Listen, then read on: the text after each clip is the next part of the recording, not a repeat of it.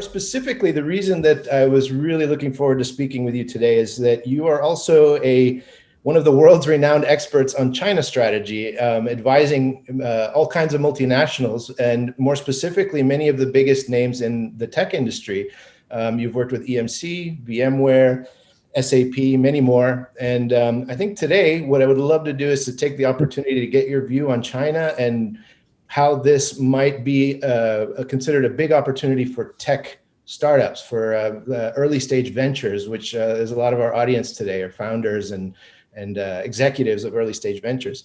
Got involved in China a little bit more than 30 years ago when one of my mentors, my main mentor at that time in the United States, a fellow named George Kosmetsky, who was a co-founder of Teledyne, which was the prototypical military industrial complex of the late 1950s and 1960s,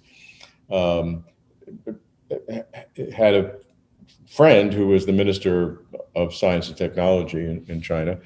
And he asked George to find some investment bankers who understood science, because the science industry at that time, late 1980s, had lagged behind other industries in the reform process.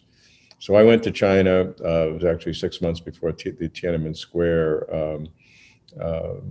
disaster in June of 1989. And I was very taken because I was with the science community and I saw the energy in China at that time. Then Tiananmen Square happened, and I vowed, along with everyone else, because it wasn't important to me, never to go back. But then I had an incident where I had a conference. I was leading on creativity in large bureaucracies, and I invited one of the mid-level officials from China to participate. And when he got there, this was 15 months after Tiananmen Square, me and some other professors kind of gathered around him and started blaming him for Tiananmen Square, which is very unfair because he had nothing to do with that, A, and B, he had come all the way at our invitation from China, and here we were kind of berating him. And he made a comment that kind of changed my life. He said the problem in China today, which was in 1990, was China was going backwards, not forwards.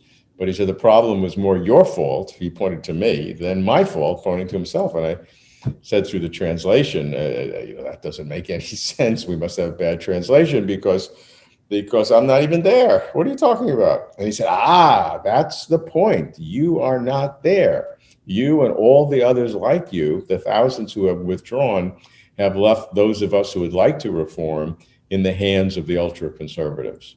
And it was like, Paul on the road to Damascus. I said, you're right. I'm sorry. I'll come back. And that began a long odyssey.